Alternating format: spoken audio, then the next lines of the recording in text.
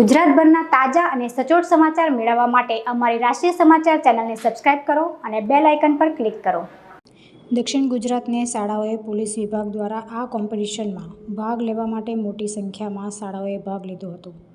વાત કરીએ Surat police ground પર બેન્ડ કોમ્પિટિશનની મહત્વની 8 શાળાઓએ અહીંયા કુમાર અને કુમારિકાઓએ પોતાના બેન્ડની ધૂન વગાડી હતી અને એક કુમાર શાળા અને એક કુમારિકા શાળાની બેન્ડ વિજેતા બની હતી। તે રાજ્ય કક્ષાએ પોતાનું બેન્ડ વગાડવા માટે રાજ્ય કક્ષાએ જશે। આગામી પસંદગી દિવસોમાં શાળાના જે બેન્ડની ધૂન પસંદગી પામશે તે ભારત એકતા દિવસના દિવસે સ્ટેચ્યુ ઓફ યુનિટી ખાતે પરફોર્મન્સ આપશે। બરાબર સાહેબ, સુરત રેન્જ અને સુરત શહેર પોલીસ દ્વારા શું આયોજન કરવામાં આવ્યું પોલીસ પરેડ કરવાનું કાર્યક્રમ?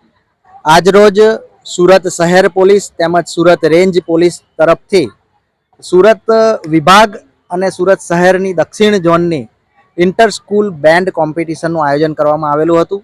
સુરત શહેર પોલીસ પરેડ ગ્રાઉન્ડ ખાતે આજે આ ઇન્ટર સ્કૂલ બેન્ડ કોમ્પિટિશનમાં સુરત શહેરની અને સુરત જિલ્લા તેમજ ડાંગ જિલ્લા અને સુરત વિભાગના અન્ય જિલ્લાઓની કુલ 8 જેટલી સ્કૂલોએ જે કોમ્પિટિશનમાં ભાગ લીધો હતો તે કોમ્પિટિશનમાં અત્રેથી જે કન્યામાં પ્રથમ અને કુમારમાં પ્રથમ આવેલ સ્કૂલની બેન્ડને રાજ્ય કક્ષાની પ્રતિસ્પર્ધામાં મોકલવામાં આવશે।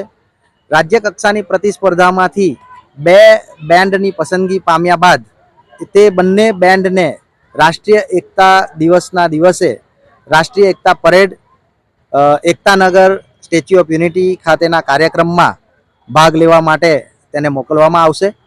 દક્ષિણ ઝોનમાંથી જે 8 સ્કૂલની કોમ્પિટિશન કરવામાં આવેલી હતી તેમાં બોયઝની Joyce primary and secondary school પ્રથમ વિજેતા પ્રાપ્ત થયેલ છે, જ્યારે ગર્લ્સની વિશ્વ ભારતી ઇન્ટરનેશનલ સ્કૂલને પ્રથમ વિજેતા પ્રાપ્ત થયેલ છે। આ બંને સ્કૂલને રાજ્ય કક્ષાની પ્રતિસ્પર્ધામાં મોકલવામાં આવશે। કેવા પ્રકારની મહેનત છોકરાઓમાં તમે જોઈ છે? બાળકોએ ખૂબ સરસ મહેનત કરી હતી। ખૂબ ટૂંકા ગાળામાં અમે શોર્ટ નોટિસમાં એમને જાણ કરી હતી કે આ સ્પર્ધાનું આયોજન કરવામાં આવનાર છે, તેમ છતાં 8 સ્કૂલની જે બાળકો છે એમણે ખૂબ સારું પરફોર્મન્સ અને ખૂબ સારી તૈયારી કરી હતી। આ સ્પર્ધા દર વર્ષે યોજાનાર છે, એટલે આવતા વર્ષે પણ એમને પૂર્વ તૈયારી સાથે આ સ્પર્ધામાં ભાગ લેવા માટે અમે અપીલ કરી છે। તુલસી શર્મા સાથે રાષ્ટ્રીય સમાચાર સુરત।